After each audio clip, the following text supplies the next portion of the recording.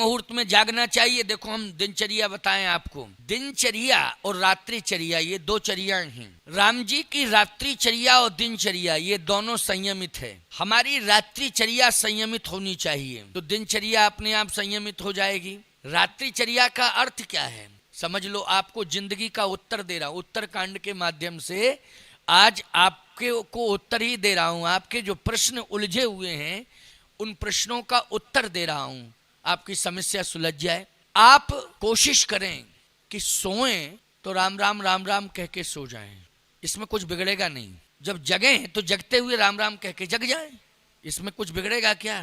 कुछ नहीं बिगड़ेगा। अच्छा, जीभ पे वजन आ जाएगा तो जीभ टूट जाएगी। क्यों भाई? राम राम कहने से राम के नाम में इतना वजन है कि जीभ टूट जाएगी, है ना, या टेढ़ी पड़ जाएगी। हाँ, शुद्ध हो जाएगी। क्या बात है। देखो, राम राम कह के सो जाओ और राम राम कह के जग जाओ। जब अपनी सैया छोड़ो तो पृथ्वी माँ को प्रणाम करो, पृथ्वी माँ को प्रणाम कर लो। अच्छा, ऐसे प्रणाम करने में कुछ बिगड़ेगा क्या? कुछ नहीं बिगड़ेगा। बोलो, शरीर की गंदगी, शरीर का मैल तुम पृथ्वी माँ के ऊपर ही तो धोते हो। बोलो, कहाँ धोते हो? ये संपूर्ण शरीर का, कपड़ों तक का मैल धो रहे हो। बोलो, कपड़ों का मैल धोते हो, शरीर का मैल धोते हो।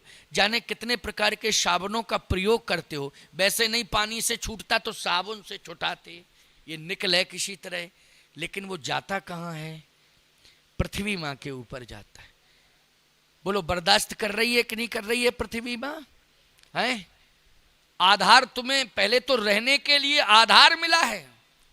दूसरी बात, तुमने जो भी गंदगी, मैल आदि धो दिया है पृथ्वी माँ के ऊपर, वो भी उसने सह लिया है, बर्दाश्त किया है। नहीं तो पृथ्वी माँ नाराज हो जाए तो कौ फट जाए, नीचे धस जाए, पाताल में चली जाए तो बोलो कौन? तुम्हारे हवेलियां चली जाएं, सब चले जाएं, भूकंप आता है तो बोलो भाई कोई बचता है? हैं, बड़ी बड़ी हवेलियां नीचे चली जाती हैं, कितनी जनहानि हो जाती है, धनहानि, जनहानि, ये सारी घटनाएं प्रघटनाएं होती हैं। लेकिन पृथ्वी माँ सब कुछ सह रही है। तो इतना नहीं कर सकते हो कि थोड़ा सा जगते समय प्रणाम कर लो? तो उस पृथ्वी माँ को ये लगेगा कि नहीं, ये हमें सम्मान देता है। चाहे बेटा हो, बेटी हो, बहू हो, सास, कोई भी हो।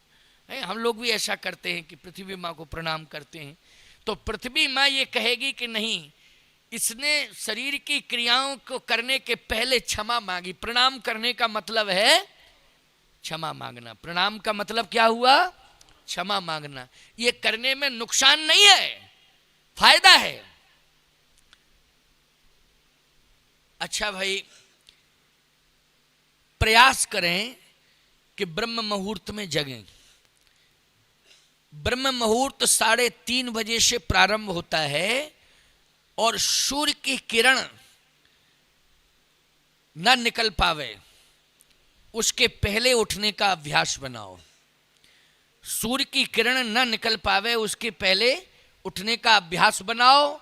हाँ, विशेष परिस्थिति में, आप रात्रि में कोई विशेष परिस्थिति आ गई, विलंब से सोए तो आप विलंब से जग रहे हैं, लेकिन ये नियम नहीं है। इसको नियम मत बनाना, क्योंकि अपवाद है। ये अपवाद है कि हम विलंब से सोए इसलिए विलंब से जग रहे हैं। लेकिन हम यही संकल्प ले लें, नियम बना लें कि विलंबई से सोएंगे और विलंबई से जगेंगे। नहीं नहीं नहीं, नियम नियम होता है, अपवाद अपवाद होता है। अपवाद नियम नहीं होता है और नियम अपवाद नहीं होता है। आज आश्चर्य होता है मुझे, अगर कोई 4 बजे जग जाए तो मोहल्ले के लोग कहते कोई बात है, जरूर कोई। अरे भैया, बात क्या है? 4 बजे जगने का, 5 बजे जगने का नियम है। बोलो भाई, क्या बात है? फालतू की सोच, कोई बात है? अच्छा, और आप 9 बजे अगर सो के उठ रहे हैं, यार जिंदगी तो इसी की मस्त है, ना चिंता ना फिक्र। देखो क्या गजब की जिंदगी बारे भगवान, इसके भाग्य को कितनी सराहना करें इसके भाग्य की। बोलो, दुर्भाग्य को भाग्य बता रहा है और भाग्य को दुर्भाग्य और दुर्भाग्य को भाग्य, ये विडंबना है। इसलिए मैं कहता हूं आज जिंदगी के उत्तर यदि उत्तरकांड से तुम लेना चाहते हो तो हम ये बताना चाहते हैं कि विषम और विशेष परिस्थिति में आप विलंब से सोएं और विलंब से जगें, लेकिन नियम ना बनाएं कि हम विलंब से ही सोएंगे और विलंब से ही जगेंगे। आपको ब्रह्म मुहूर्त में कोशिश करनी चाहिए, 5 बजे तक जग जाओ, 5:30 बजे तक जग जाओ, है? लेकिन सूर्य भगवान जगाते हैं और उसमें भी अब आदमी ने पर्दे डाल दिए कि जरा सा भी वो हुआ तो पर्दा, कि डिस्टर्ब मत करो, डिस्टर्ब मत करो। पर्दा डालने का मतलब क्या है? बोलो भाई, हमको डिस्टर्ब मत करो। अरे राम राम राम राम, कितनी हल्की सोच और कितनी विडंबनास्पद सोच है मानव की। बोलो भाई, आचार्य श्री राम शर्मा का एक बहुत बढ़िया कोटेशन है, बहुत बढ़िया बात उन्होंने कही, उनके कोटेशन बहुत अच्छे हैं। उन्होंने कहा, अपना अपना करो सुधार तभी मिटेगा भ्रष्टाचार, हम बदलेंगे युग बदलेगा, हम सुधरेंगे युग सुधरेगा। बहुत बढ़िया बात उन्होंने कही है। तो मैं कहना ये चाहता हूं कि दिनचर्या और रात्रिचर्या ये दोनों आपकी संयमित हो जाएं। किसी ने कहा कि ब्रह्म मुहूर्त में उठने से लाभ क्या है, तो डॉक्टर कहता है, वैद्य कहता है कि स्वास्थ्य लाभ। वैद्य क्या कहता है? स्वास्थ्य लाभ, निरोगी काया। ये बात बिल्कुल सत्य है, लेकिन केवल एक ही लाभ नहीं है कि निरोगी काया, स्वास्थ्य लाभ, केवल एक ही लाभ नहीं है। दूसरा क्या लाभ है? बोले इसका नाम है ब्रह्म मुहूर्त। बोलो, कोई भी काम तुम करते हो, शुभ काम, तो मुहूर्त ही दिखवाते हो कि नहीं दिखवाते हो? क्यों? बेटा बेटी के विवाह में क्या दिखवाते हो? मुहूर्त है।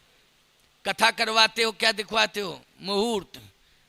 कहीं यात्रा प्रारंभ करते हो, किसी सफलता के लिए आप जा रहे हो, उसमें भी आप पूछते हो कि कोई अच्छा मुहूर्त बताओ जिसमें हम यात्रा प्रारंभ करें, हमारा काम सफल हो जाए, वो मुहूर्त बताओ।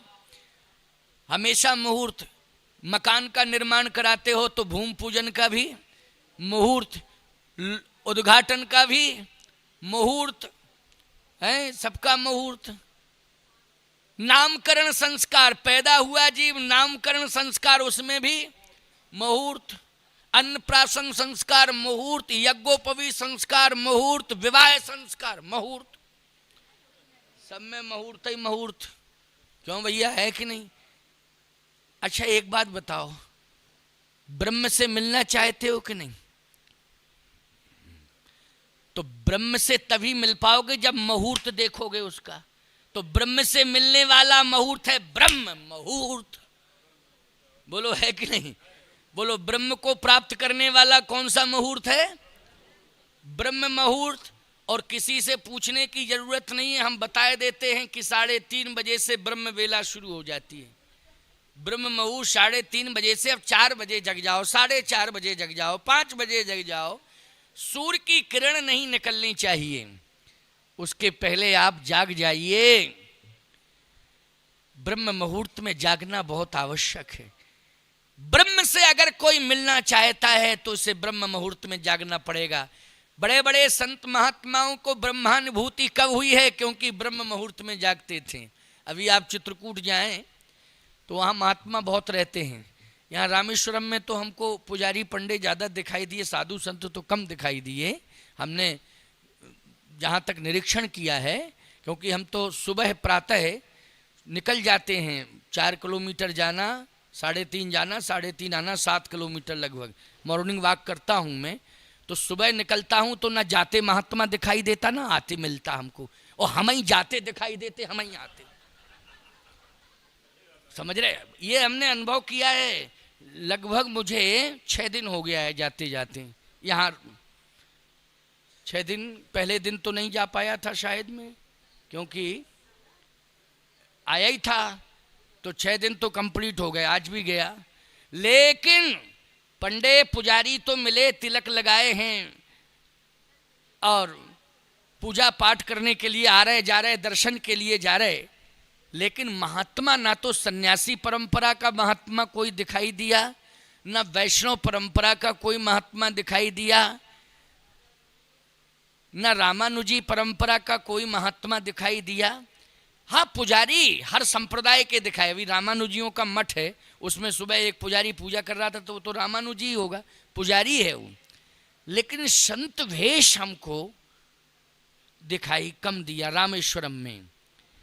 लेकिन चित्रकूट, अयोध्या आप जाएं, वृंदावन जाएं, हरिद्वार जाएं, नैमिष जाएं, हरिद्वार जाइए, नैमिष जाइए, वृंदावन जाइए, चित्रकूट जाइए, अयोध्या जाइए, बोलो भाई, आपको संत बहुत दिखाई देंगे। मैं कहना यह चाहता हूं कि आप चित्रकूट का अनुभव विशेष रूप से मैं बता रहा हूं। मेरे यहां मैंने कहा नहीं, 100 से अधिक तो संत रहते हैं और लगभग पूरी संख्या 200 की है, लेकिन 100 से अधिक महात्मा ही रहते हैं। 3:30 बजे राम राम की धुनी सुनाई देगी आपको, 3:30 बजे, और कमंडल की छनकार खनकार और वो सब स्नान, सारी बातें, मंदाकिनी चले जा रहे हैं, कोई संत आ रहे हैं, परिक्रमा कर रहे हैं, ये सब आपको दिखाई देगा वहां। चित्रकूट का अनुभव बता रहा हूं मैं आपको। क्यों? इसलिए कि ये सब ब्रह्म की तलाश में है। किसकी तलाश में है? धाम में रह रहे हैं, ब्रह्म की, मानी भगवान की तलाश में है। तो भगवान की तलाश है तो पहले जिस मुहूर्त में भगवान मिलता है उसको तो स्वीकार करें, तो वो है ब्रह्म मुहूर्त।